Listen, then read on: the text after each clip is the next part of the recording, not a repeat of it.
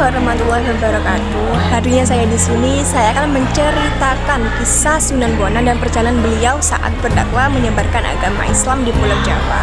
Tetapi ada pepatah yang mengatakan tak kenal maka tak sayang, maka izinkan saya memperkenalkan diri. Nama saya Naisila Putri Like, nomor absen 21 dari kelas 10 B1. Siapa sih Sunan Bonang itu? Sunan Bonang merupakan salah satu dari Wali Songo yang berperan dalam menyebarkan agama Islam di Pulau Jawa, yaitu melanjutkan misi dakwah yang diberikan sebelumnya oleh Sunan Ampel. Loh, terus apa ini hubungan antara Sunan Bonang dan Sunan Ampel dalam penyebaran agama Islam? Kok Sunan Ampel ini menyampaikan misi dakwah kepada Sunan Bonang untuk melanjutkan dakwahnya? Jadi Sunan Bonang itu putra dari Sunan Ampel dengan istrinya yang bernama Dewi Chandrawati, yaitu merupakan putri dari salah satu tumenggu kerajaan Majapahit ya di wilayah Tuban, sehingga dapat dikatakan itu Sunan Bonang ini merupakan keturunan dari salah seorang pembesar kerajaan Majapahit. By the way nih ya, Sunan Bonang ini bukan nama asli beliau. Nama asli beliau itu Raden Maudim Ibrahim.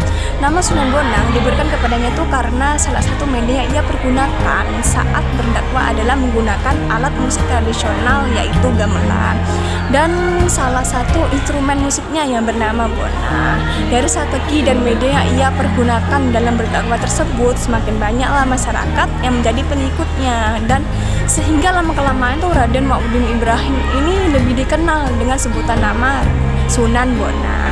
Sunan Bonang lahir pada sekitar abad 14 Masehi, kurang lebih tuh pada tahun 1465 Masehi di wilayah Tuban di Jawa Timur.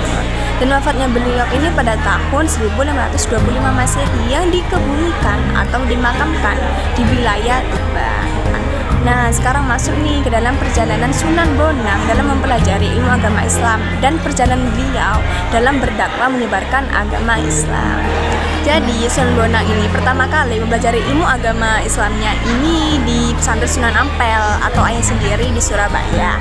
Kemudian beliau ini melanjutkan memperdalam ilmu agama Islamnya ini sampai keluar Pulau Jawa, bahkan sampai di Pasai. Yang pengajarnya itu dari orang Timur Tengah dan India. Lalu setelah beliau selesai mempelajari ilmu agama Islam di Pasai, setelah 1 tahun beliau kembali lagi ke Jawa dan meneruskan jejak ayahandanya untuk menyebarkan agama Islam. Kemudian Sunan Bonang ini menjadi salah satu dari Wali Songo yang berdakwah di wilayah Jawa Tengah dan Jawa Timur seperti Rembang, Lasem, dan Tuban. Ia pun menyebarkan agama Islam dengan cara seperti yang ditempuh oleh ayahandanya. Nah, seperti aku sampaikan di awal nih, Sunan Bonang ini menggunakan pendekatan budaya sebagai sarana dakwahnya. Tetapi ia tidak serta-merta mengganti budaya yang sudah ada sebelumnya di wilayah dakwahnya. Namun ia ini menyerap budaya yang sudah ada sebelumnya, kemudian dipadukan dengan nilai ajaran Islam. Sunan Bonang memanfaatkan salah satu alat musik tradisional yang dari Jawa Timur, yaitu bona, yang merupakan salah satu instrumen dalam set gamelan Jawa. Sunan Bonang ini dianggap masyarakat memiliki kreativitas dan daya seni yang luar biasa, karena selain ia ini memainkan alat musik, ia ini juga berdakwah. Kreativitas permainan bonang yang dilakukan oleh Sunan Bonang dipadukan dengan kepandaiannya menyusun syair-syair yang ia masukkan ajaran-ajaran dakwah untuk menanamkan nilai-nilai Islam kepada masyarakat. Kita balik lagi nih atau flashback ke cerita waktu Sunan Bonang dari Pasai memperdalam ilmu agama Islam yang kembali lagi ke Pulau Jawa. Di sini saya akan menceritakan perjalanan dakwah Sunan Bonang di Jawa setelah dari Pasai untuk memperdalam ilmu agama Islam. Jadi, sekembalinya Sunan Bonang ini ke Jawa, ia tuh tak langsung berdakwah menuju kota-kota besar, melainkan ia ini memilih ke diri sebuah daerah yang masih kental dengan ajaran Hindu Budanya. Tetapi disinilah awal mula ujian Sunan Bonang sesungguhnya dimulai. Alih-alih memaksakan ajaran nih, ia tuh malah memainkan gamelan, menciptakan lagu-lagu bernuansa Islami, dan menyisipkan dakwah ke dalam tembang Jawa. Lewat nada dan iramanya itu ternyata dapat menyentuh hati rakyat. Bahkan sang Adipati Kediri nih ya, yang semuanya tuh ragu, akhirnya memeluk Islam.